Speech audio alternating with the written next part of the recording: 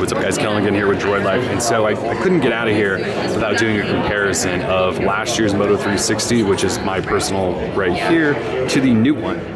So size-wise, not a lot of difference between the 46mm and last year's, which I believe weighs in about 45mm. So they're similar size. Obviously the designs changed a little bit. So the biggest deal here is the lugs. The new one has lugs. The old one actually attached bands into the casing itself.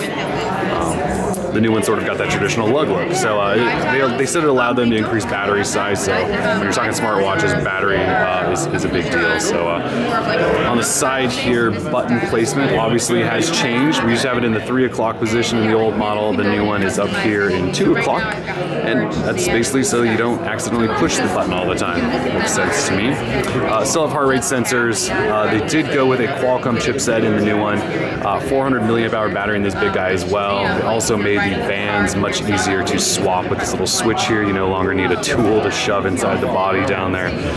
Battery life should be better. They're saying about 2 days with ambient mode off on this. With the regular Moto 360 from last year, you barely got a day. The flat tire is back. You can't really see it, but the flat tire is back. And they just continue to say that allows them to have slim bezel, which is fine. I just think most of us would prefer potentially a fully rounded display there, but I think we've survived so far with it, so it might not be a deal breaker.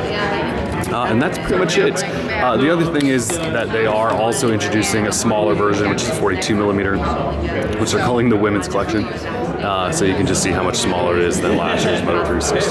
So that's pretty much it. If you guys have comments or questions, we try to answer those. Otherwise, Droid Life, peace.